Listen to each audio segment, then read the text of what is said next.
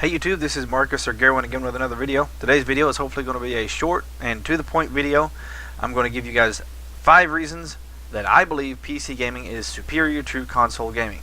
This is in response to a sort of slew of, 10 reasons that consoles are better than PCs, or 5 reasons that consoles are better than PCs. I've seen a billion of these videos out there, so many of them to the point that there are certain YouTube channels that that's their bread and butter is replaying these guys' videos and refuting the points they make. So I'm going to give you 5 points that I came up with. These are not the only points, but these are just the first 5 that just popped off the top of my head for the purpose of this video. So here we go. Number 5, choice of marketplace for games. You have Steam, Origin, Uplay, the Bethesda client, the Battle.net client for Blizzard games. You have the Windows Store if you run Windows, or your package manager if you run Linux, like the Ubuntu Software Center. I don't know if that's still a thing or not. You have physical media that you can go into Walmart and buy. Walmart actually has a little bin, usually with like $5 PC games. I've bought a few of them there for my kids. You don't have to buy your games from a specific place. Whereas on the consoles you have the PlayStation Network or the Xbox Live, and if you want to buy a game digitally, that's it. Heck, I can even get Steam keys for Steam on my PC from other websites like GOG. Just the other day, I bought a copy of Alan Wake because it was going away.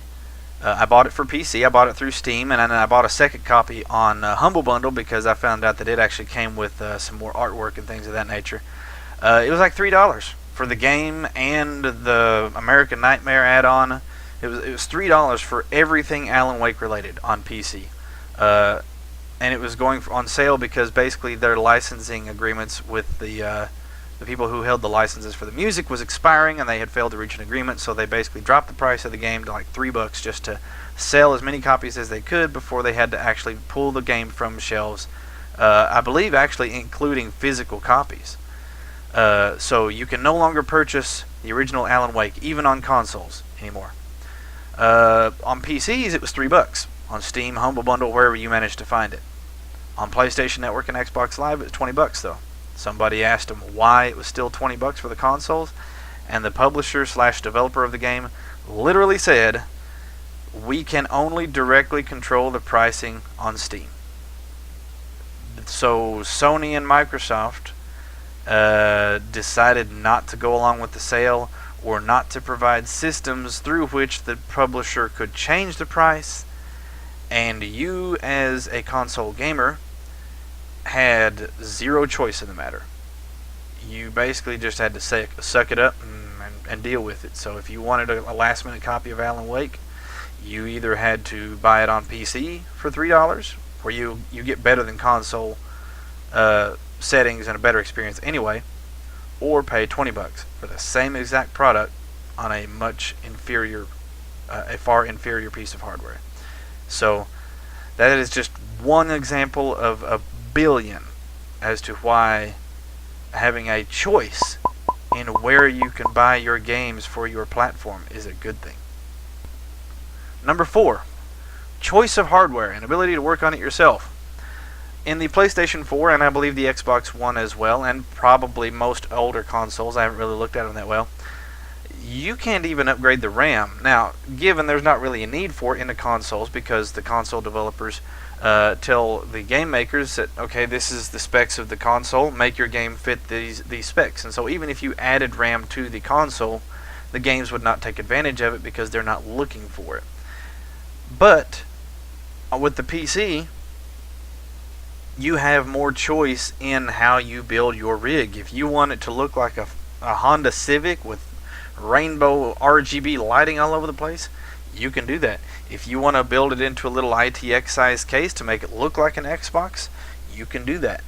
If you want to make it into a gigantic beast of a machine with water cooling pipes running all over the place, you can do that. You have the choice in how much money you're willing to spend to build your machine. And if it starts falling behind, if you can't run the games that you want to play at the settings you want to play them at, you can put in a better graphics card. You can upgrade the processor. You can put in more RAM, faster RAM. You have choice. And even if you get to a point where your motherboard won't support a new processor, you can just buy a new motherboard and stick in there. And so you have, it does require a little bit more overhead on your part because you have to have a little bit of technical knowledge, assuming you're building your PC. But you have that freedom. And heck, even if you don't build your PC, you can go to Walmart and buy an HP Pavilion or whatever is in Walmart, stick a graphics card in it, and start playing games at better than console settings. It won't be a high-end or maybe even middle-of-the-road machine, but it will be better than the consoles. Number 3. More games, including backwards compatibility, including old consoles. There are more games on the PC platform than there are on the consoles. That is a fact. You can look at charts and studies and lists of games, and there are more games on the PC platform than there are on the consoles. And if I want to go back and play an old last generation game that I never got the chance to play, I don't have to keep a separate PC sitting on my desk to play that old game. I can play the older games on my new computer. Heck, I can use DOSBox to play old DOS games, even though my computer doesn't run DOS. I can use emulators to actually play my old PlayStation 1 and old console games on my PC. So my library of games is far larger on this one machine than it is on any of the consoles, because the consoles change so much from generation to generation that even the companies like Microsoft that are trying to build backwards compatibility into their consoles, it has to be done on a game-by-game basis, and it has to be, you can't, they're building in backwards compatibility for, say, the Xbox 360 on the Xbox One, but it's still on a game-by-game basis because the architecture and the hardware was completely different. Whereas on the PC, they've been on x86 processors and mostly Windows forever. And if you want to play games that were developed on platforms other than that, there's emulators to do that. So, number 2, choice of peripherals, keyboard and mouse, controller, joystick, steering wheel, etc. On the PC, I can use a keyboard and mouse. I can use a controller. I can use whatever I want to hook up to my computer as long as there's a USB port or something for it to connect to on my PC. I remember when I was a little kid, I had an Uncle Joe who was not a PC, technician, but he had this one game that he loved to play on his old Windows Millennium Edition computer. It was Dirt Track Racing 2, and I'm not even kidding. When he would play Dirt Track Racing, he had a separate monitor off to one side that he would put that game on, so he didn't have to move things around too much, and he would just turn his chair around, and he had a steering wheel mounted to his desk with gas and brake pedals and things in the floor and a little gear shift rig to it. He had that ability. He could play like that if he wanted to. I like to play Battlefield 1 with a keyboard and mouse, but when I have a buddy come over, he plays on my computer with an Xbox One controller, and there's been a time or two he's actually brought his PlayStation 4 controller over and hooked it up to my PC and played.